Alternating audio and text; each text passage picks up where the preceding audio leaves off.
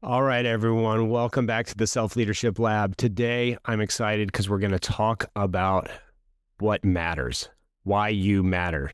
And I've got an expert in this, a guy who's given his life, written books, built a whole platform around it. So John Miles is our guest today. John, welcome to the show, and why don't you introduce yourself to everybody? Hey, Bobby, thank you so much for having me.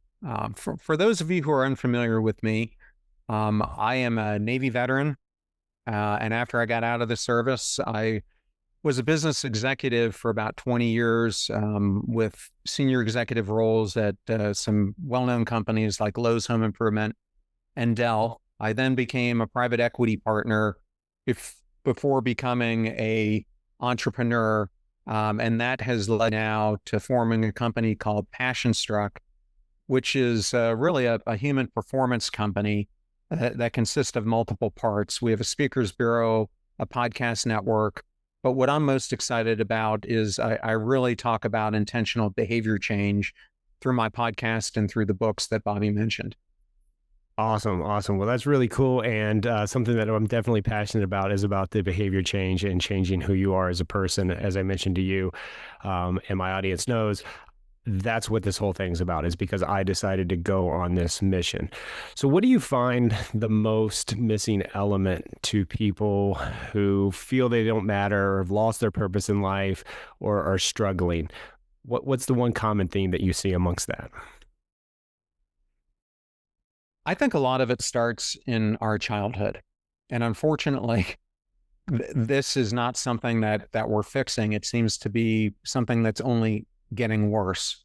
The CDC has recently shown, and this is really sad, that almost half of high school students report persistent feelings of sadness or hopelessness. Like, think about that for a second. Nearly half of our children in the US are waking up every day feeling that they don't count. And the figures are staggering. Depression is up 45%. Anxiety is up 61% since 2016. During that same period, mental health hospitalizations up 124%. And 1 in 3 young people report feeling they don't matter to others.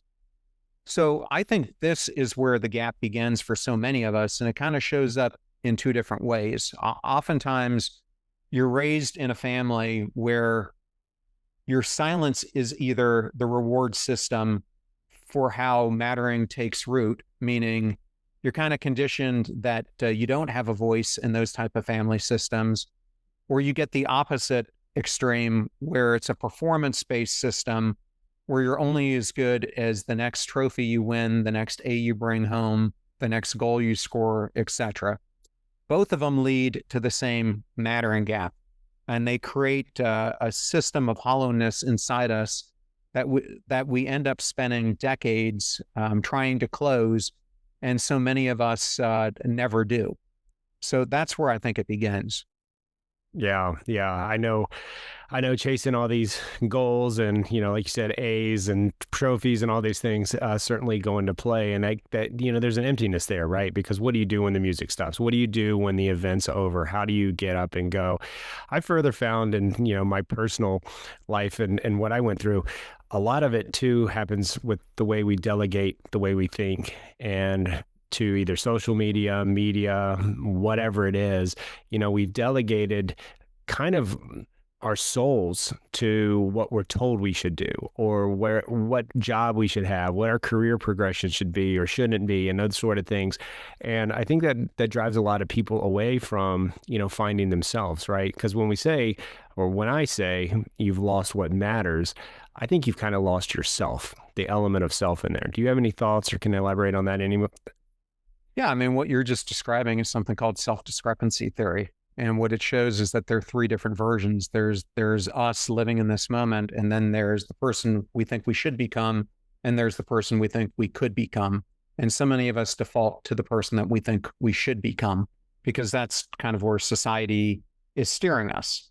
So we end up wearing this mask that I call the mask of pretense, pretending to be someone else than who we really are. And I think so many millions, it's like hundreds of millions of people are living with that mask today. So I completely agree with what you're saying. And then for so many of us, when we start getting those subtle symptoms that something isn't right, we're so far down that path of living the life we feel we should be living that we have no idea how to cross to the other side. It's like you're standing and you've finally gotten to the top of Mount Everest, and now you've got to climb a mountain that's 1,000 miles away, and you have no idea how you're supposed to close the gap. And I think that's what keeps so much of us feeling stuck. Yeah. What would you tell someone who is stuck right now? How do you start getting someone from being unstuck to moving forward, refinding their purpose, their meaning, why they matter? Well, I think the hardest two steps are first realizing you're stuck in the first place, because so much of us, so much of our lives, as Danny Kahneman wrote about, we spend in system one thinking. I call this, we live the life of the pinball in the game of pinball, and we're just bouncing off of things and our routines and everything else instead of using system two thinking more deliberately, which is more like, how do you learn how to play the game of pinball so you can control that ball in the game? And what ends up happening is when we're not consciously engaged, we end up drifting.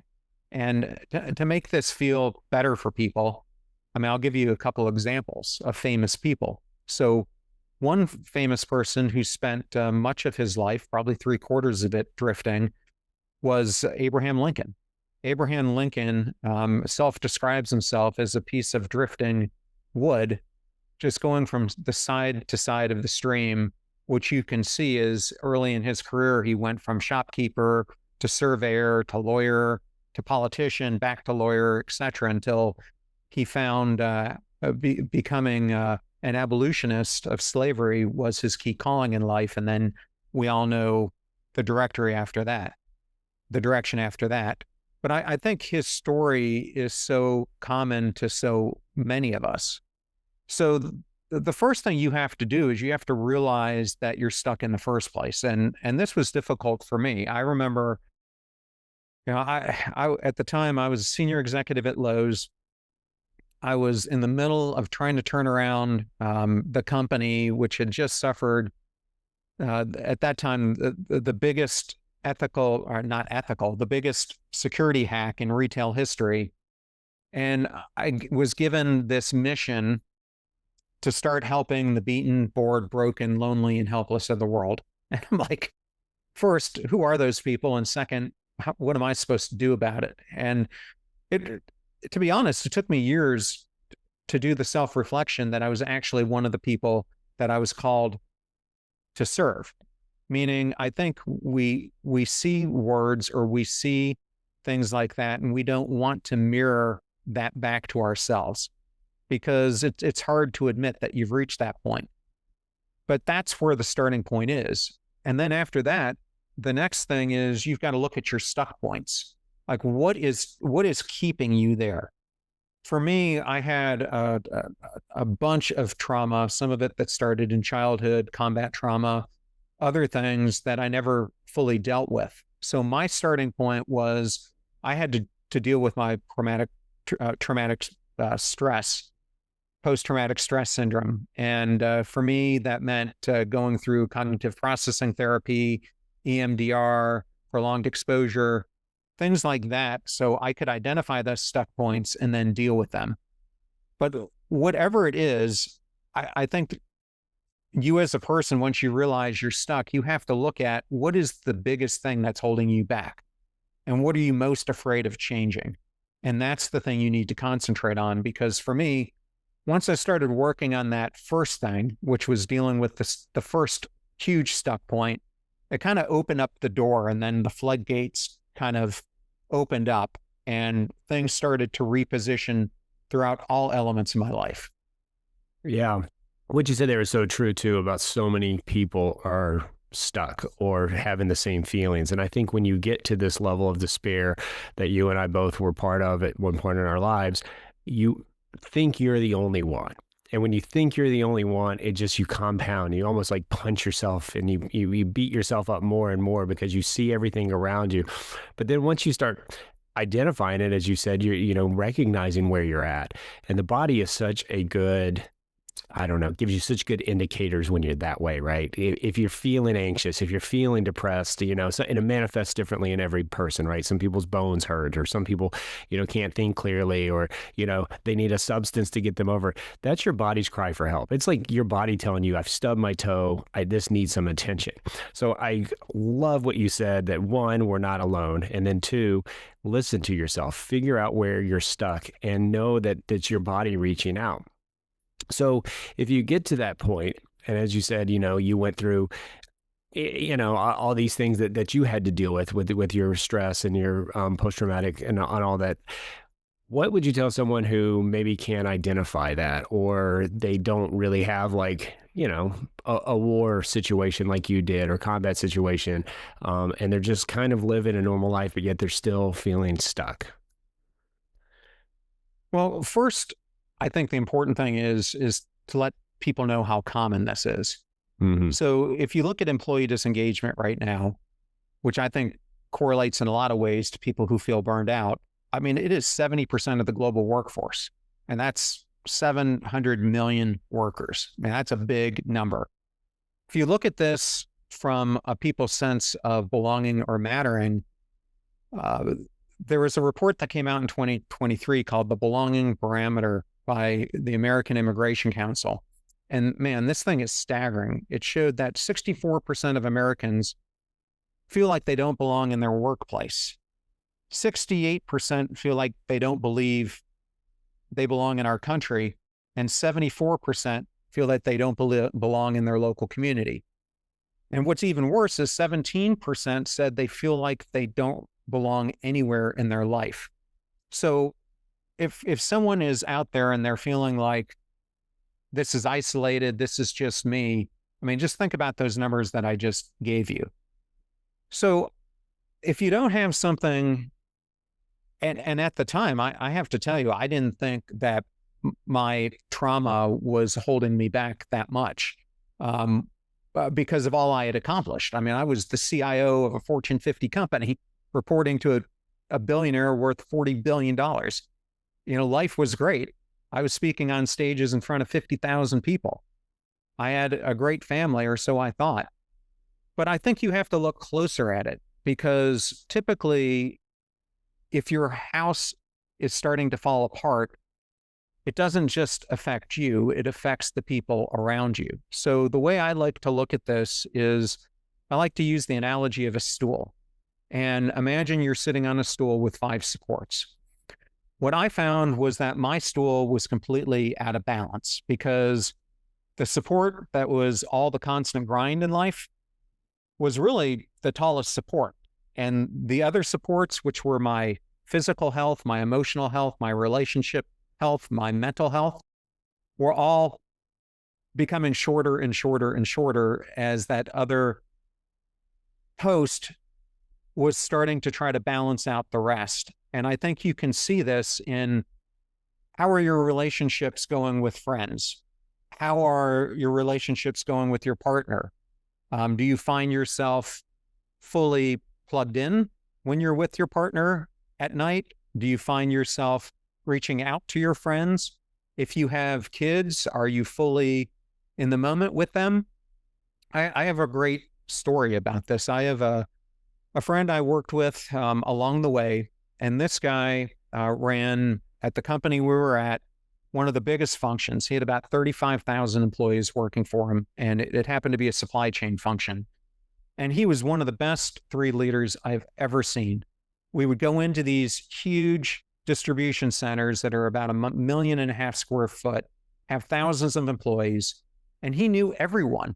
And not only did he know them, he knew their families. He knew if their wives had a sickness, or if their son was trying out for a traveling league, or this or that. And because of that, the employees were willing to do anything for him. But as much as he was investing as being that present at work, at home, it was a completely different story. He was so emotionally exhausted by the time he got home that he wasn't even there. And it got so bad that his kids bought a brick and painted it and started to put it on the kitchen table every single time he wasn't present. And I think it really shows a message that here you have this person who ended up becoming the CEO himself of a Fortune 500 company, who was an incredible leader. I mean, I loved working with him. It was so inspirational, but it just shows you how much we often give and give to the wrong things. And for me, I'm not sure about you, Bobby, but I figured this out. Like one day, I kind of woke up when I was in that CIO role and I'm like, why am I investing so much of my time to a system that doesn't care if I'm there, that will replace me in a second, instead of devoting my time and my superpowers to something that really lights me up inside? And for me, that was really the turning point that I didn't know how I was going to get there, but I knew I had to do something different, because if I kept doing what I was doing, I was becoming more and more hollow and less flourishing. And I'm sure many of your listeners can probably relate.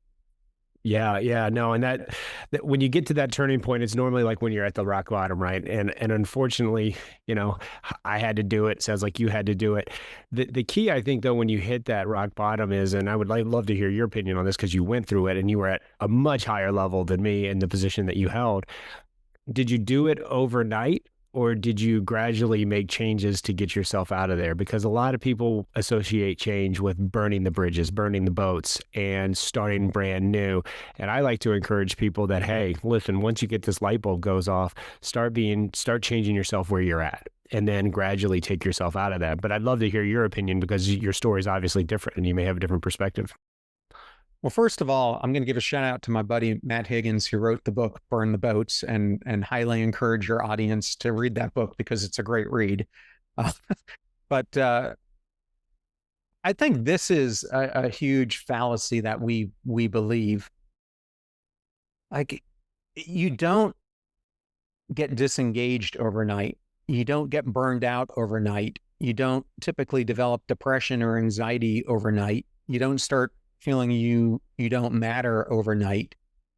It happens with a series of micro harms or micro elements that you start losing in your life over years and years and years.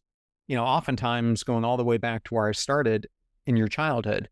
So thinking that you can just turn your life around overnight is completely unrealistic. It's like a building like Surfside collapsing. That thing didn't collapse overnight. It collapsed because of so many years of disrepair that didn't get addressed.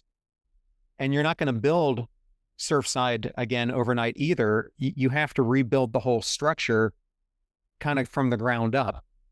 And I remember I interviewed this gentleman, Nate Dukes, and this guy was an entrepreneur.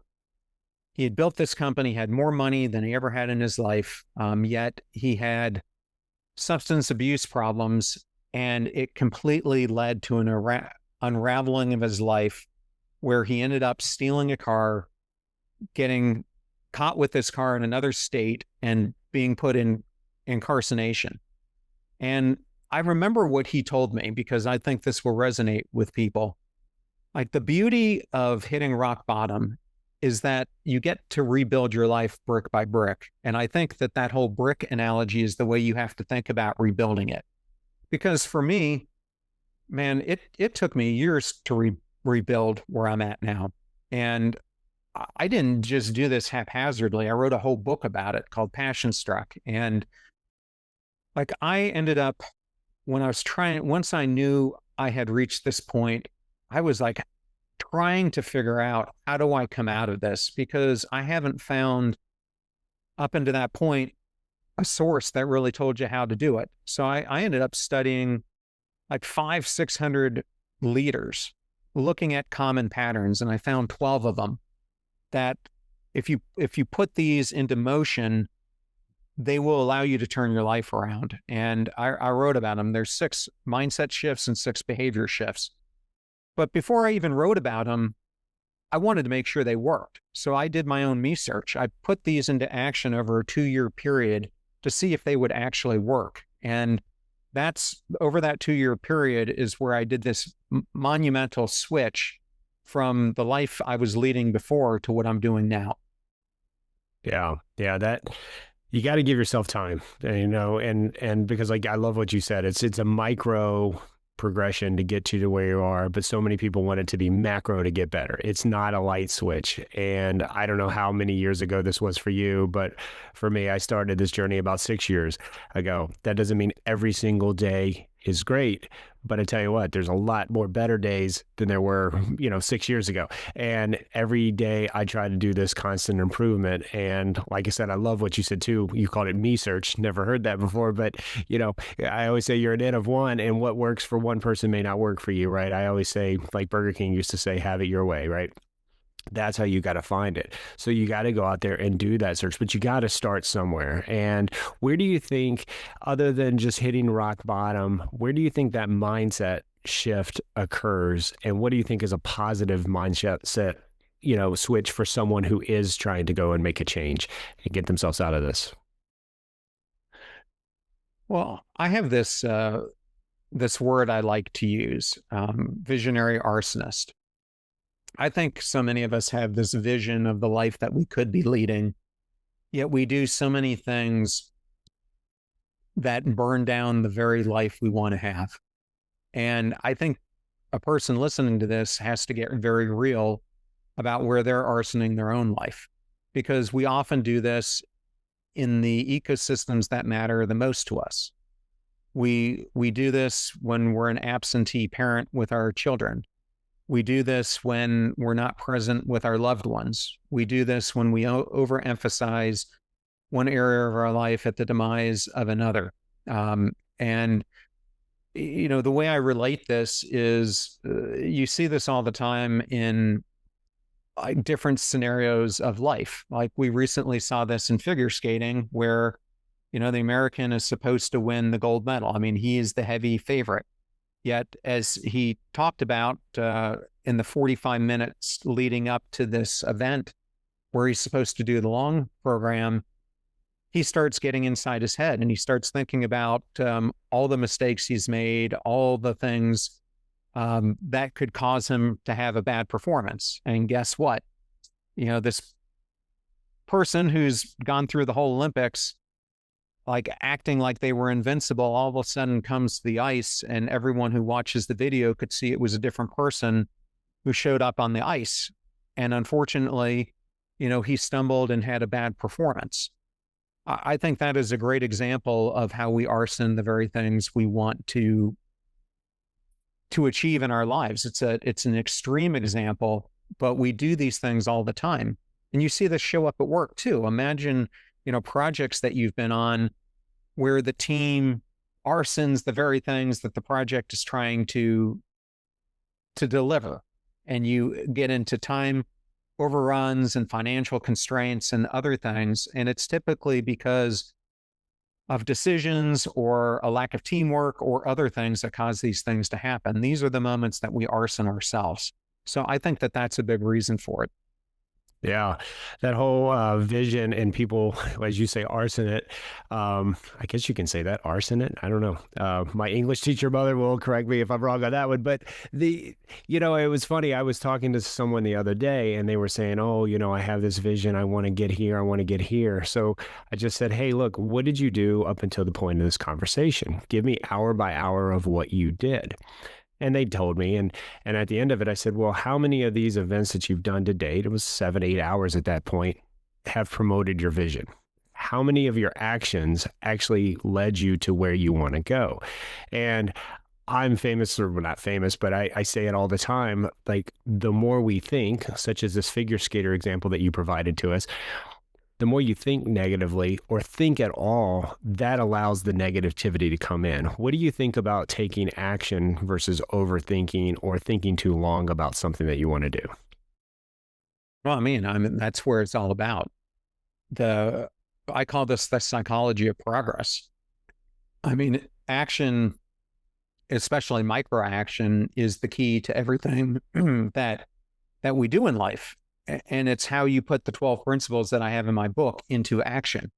I have this thing that I call the bee and turtle effect. And I actually examined Elon Musk and how he operates to come up with this. What he does amazingly well is he has these huge long-term aspirations. Like his long-term aspiration is to save humanity from itself. But if you look at what he's doing, he is translating that into micro actions. So in one side, in the bee and turtle effect, he is like that tortoise who takes this prolonged journey of going very slow and methodically to where they want to end up. But on the other side, he's like the honeybee who's really concentrating on what do they need to do to serve the hive in the next 24 hours. And he mirrors the two. He marries the two. So if you think about this in action, when we decided in the States to go away from the shuttle program, NASA ended up having two programs that they needed to work. One was to send up cargo and to have a delivery platform for that. The other was to send up humans. SpaceX, which was nascent at the time, decided we're going to do both. And it was a really risky move. But if you think back, Boeing, for one of those missions, was given 75% of the budget. But if you look at what SpaceX did through a series of actions that they took, many of them pretty disastrous at first, because he knew he had to blow up a whole bunch of rockets before one was actually going to work. He knew that those actions were going to result in a negative result, but that he was going to learn from them. But over time, he got that rocket to work and it served both purposes, and he leapfrogged everyone on a quarter of the budget, and you see where they are now.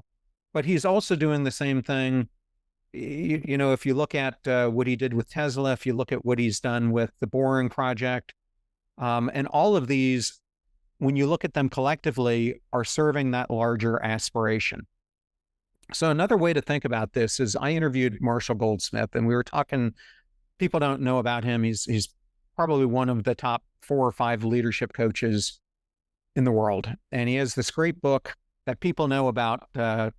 What got you here isn't going to get you where you want to go. But he has an even better book, I think, called The Earned Life.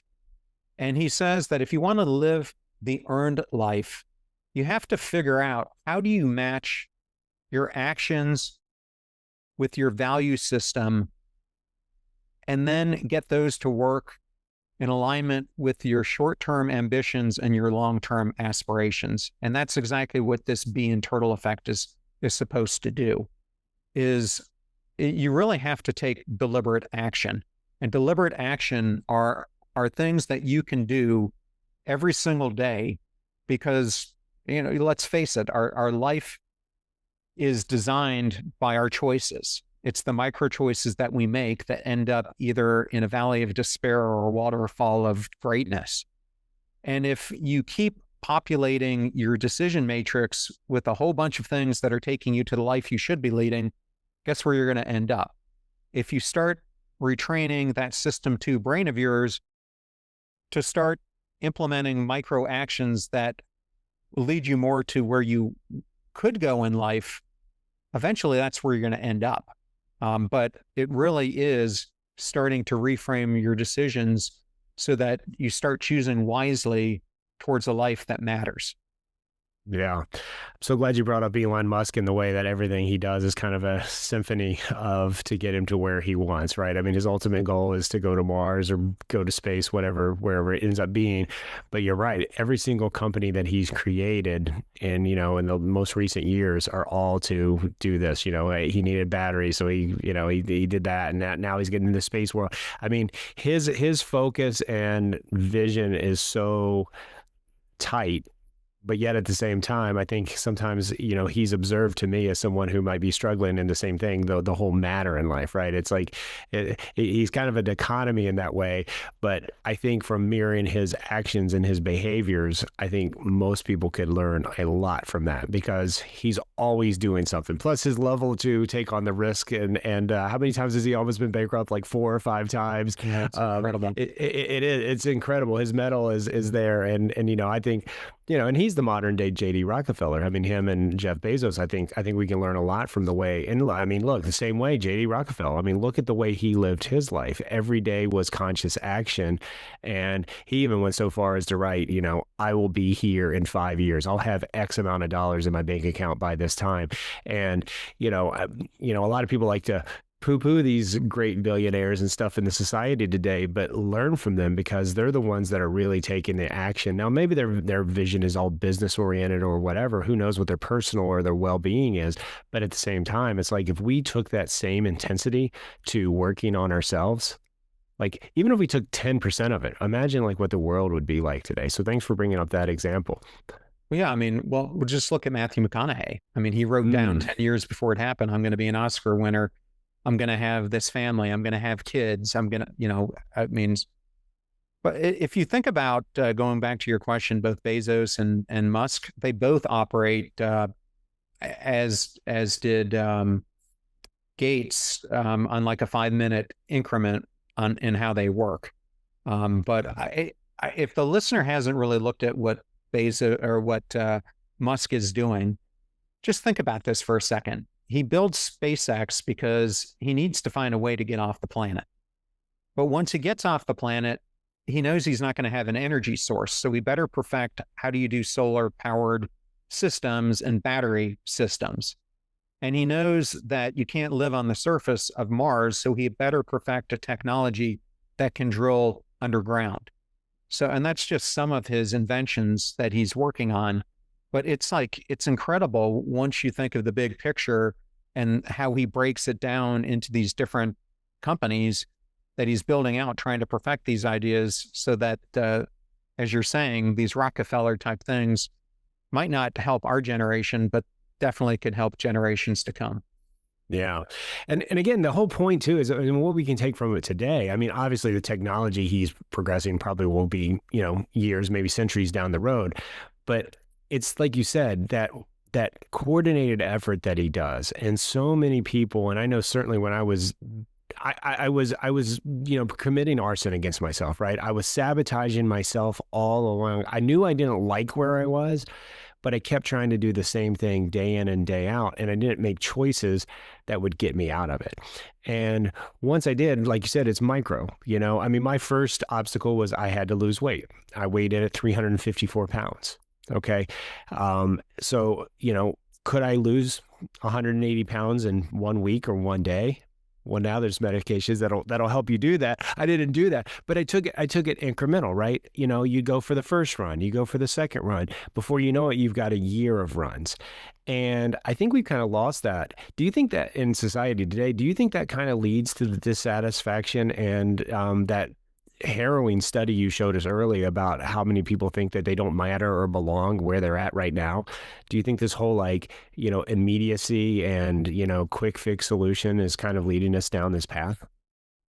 Yeah, I think that's a huge part of it. I mean, there are multiple elements to it, but I think your running example is a great one. When I was in the military, I worked for an officer who he was much senior than me. I think he was a commander at the time. And this guy, by the time I knew him, was running marathons. But when I talked to him about his passion, he was a chain smoker. He was smoking like 2 or 3 packs a day. He was like 50 pounds overweight. He just felt terrible, wasn't sleeping. And he told me that he made this commitment that he was going to start trying to run. And he said, when I started out, there were these electric poles where he was running. And he said they were about a quarter mile away from each other. And he goes, I couldn't even make it a quarter of the way to one of them. So over time, I made it to one, and then I worked my way up to another, and then another and another until I got to where I'm at. And I was talking to him about, how many times did you want to give up? And he's like, about 1 million. And I said, what kept you going? And he said, it was because my family mattered to me. And I knew if I didn't do something, I was going to be dead and I wasn't going to see my kids grow up. And so that became his meaning moment. So I think for so many of us, there's three different components that I like to talk about. There's meaning, there's connection, and then there's mattering. And they're different but interrelated. Meaning, as we all know, is kind of our why. But I think you can't have a why if you don't feel like you matter. Like the two don't go together. And a lot of people think that connectedness is mattering. But when I think of connectedness, I think of it more as relating to someone. And mattering to me is our internal operating system.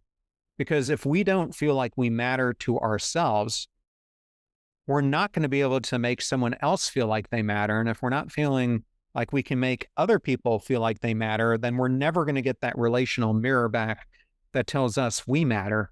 And that's where the whole thing breaks down, because mattering to me is the foundation on which the other two things sit. So to answer your question, yeah, I think the whole system is broken, but it's broken because we go through our lives in a mattering market where we have so many erasures that happen to our self-worth over time, just like dysthymia or burnout or putting pounds on, that you don't even realize it's happening until you reach a point where you're like, it has gotten so bad. How am I ever going to return to myself? And that's what I think is happening. It's these small erasures that happen from the moment we're born, depending on what side of the street you're born on, but it gets reinforced in our school systems since 83, 84, they've really become corporate institutions.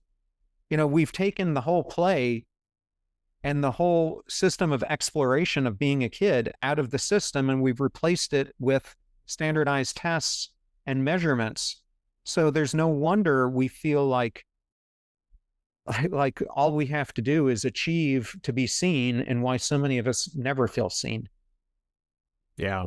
How do we inspire people to find what matters and to kind of break the cycle? Because obviously we all live in it, but like the gentleman you talked about in the military running from light post to light post, myself, you, there's countless examples of people who've broken it. I think we all say the same things, take small steps, find what matters to you. That's your thing. That's the subline of my book, finding work that matters to you.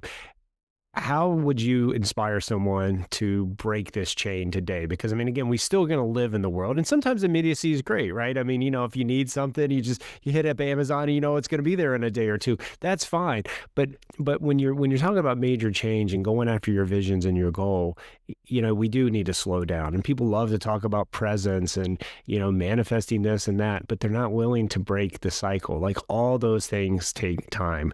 They say instant success takes a lot of time. That kind of thing. I don't know if you've heard that statement before, but it's like, how can we break it? What would your words of encouragement or inspiration be to someone right now who wants to move forward? I was doing this interview with Laurie Santos. If someone has not heard of her, she's a behavioral scientist at Yale University and teaches the most popular course in the history of Yale. And she is the host of the Happiness Lab Project, our podcast. And I was talking to her about students on campuses across the world right now, and she says so many of them have duck syndrome.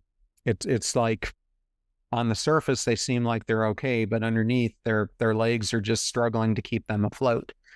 And I think when you think of duck syndrome, what ends up happening is you get into this ecosystem, into this performance trap of, I matter because of my grades, my KPIs, my titles, whatever you want to put there.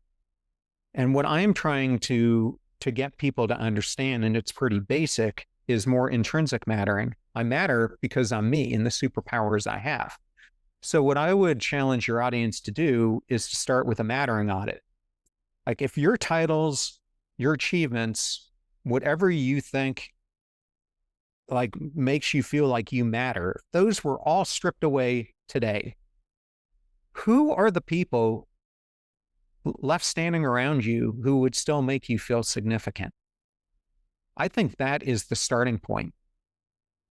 And I have this thing I talk about in the book that I call the mosquito audit. I think so many of us today are surrounded by mosquitoes. There are these invisible influences who we think are building us up, but often cases, they're the invisible suffocators, the bloodsuckers, and the pain in the asses who are stripping away our very selves in every interaction that we have with them, because many of them are extremely dishappy themselves. And so one of the first things after you figure out who the people are that make you feel significant is you got to look and do the mosquito audit. Who are the people who are stripping away your significance and that you need to start distancing yourself from? Hmm. Yeah, I like that, and I like the whole concept of mosquitoes, mainly because I've had both West Nile virus and dengue fever, so I understand how vicious those little no-see-um bugs are oftentimes.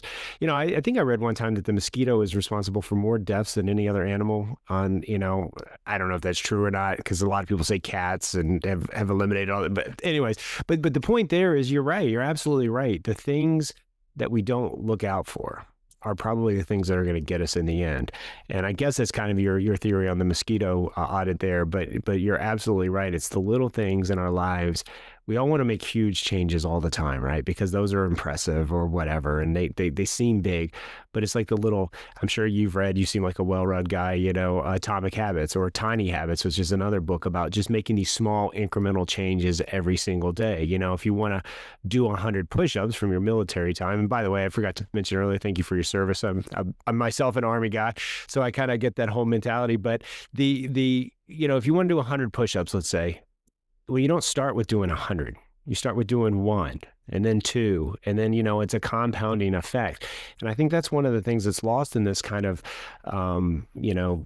now culture that we live in, is the compounding effect. I mean, we do it with our bank accounts, our 401k. You can see it there, but why are we so hesitant to take these little small steps ourselves? Do you have thoughts on that one?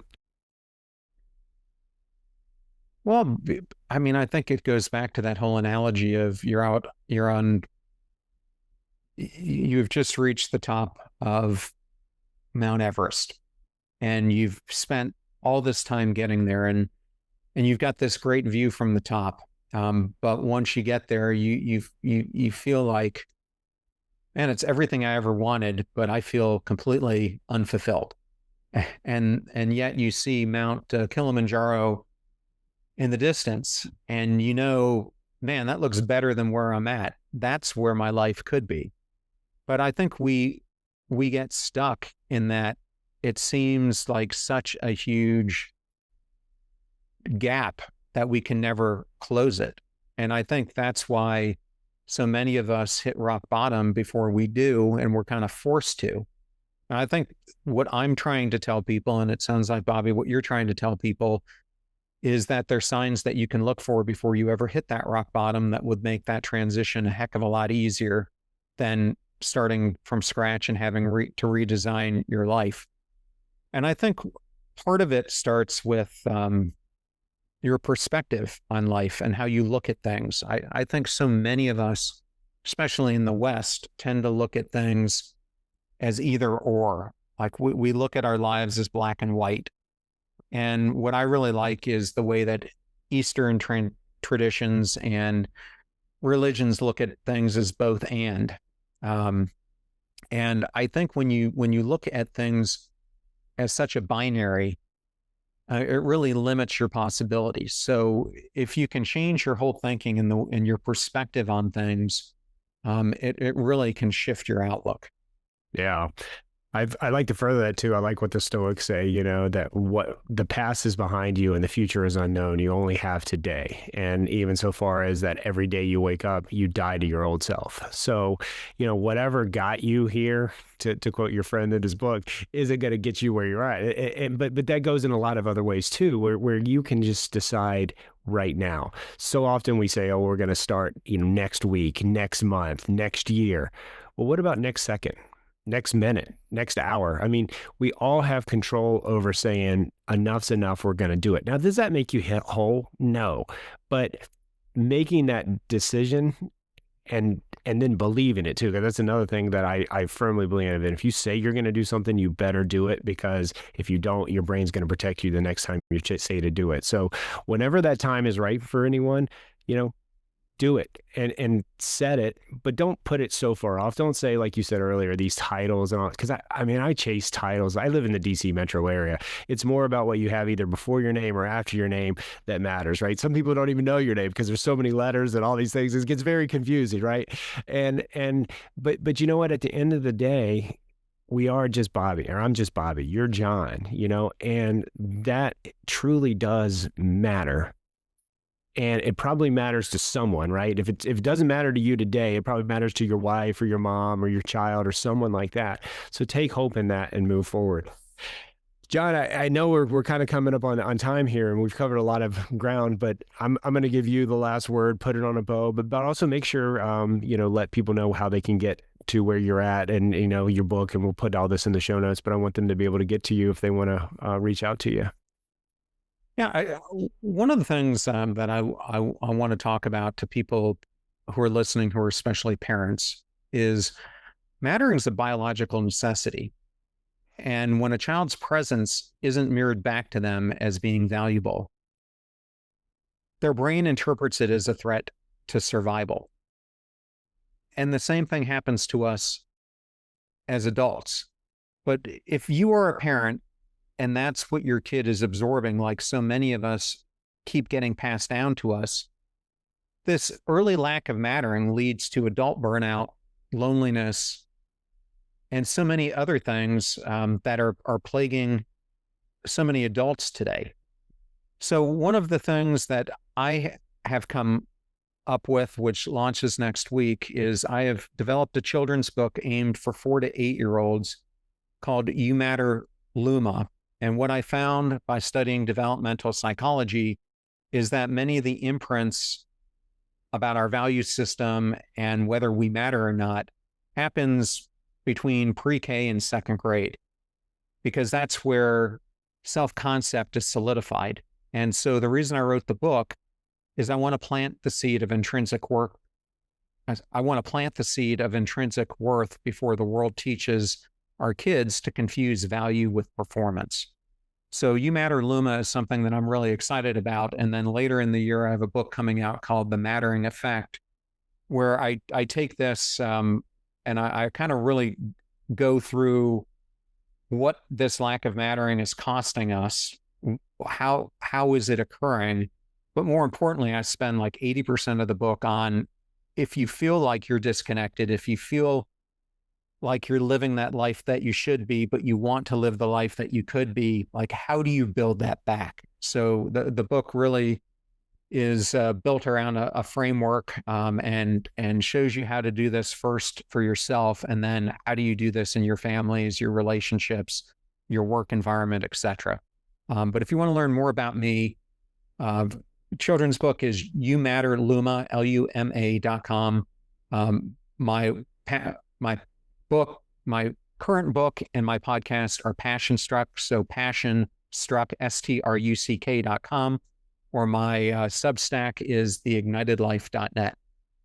Oh, wow. Wow. Well, John, thank you. I know we didn't talk too much about the book, but that's awesome that you're reaching out to the young kids. Cause like you said, if we can instill this earlier, maybe we don't hit that rock bottom. And so we'll be on the lookout for that. And, you know, your other book you said in the fall, we'll be on the lookout for that one. And then your previous book as well. So a lot of reading that we can go out and do. And, but thank you so much for taking your time today and sharing a little bit about mattering and what we can do to work on it in our lives. So, yeah, thanks again. And for everyone listening, appreciate your time. And until next time, keep leading yourself. Find what matters to you and go after it. Let's all make the world a better place. Thanks so much.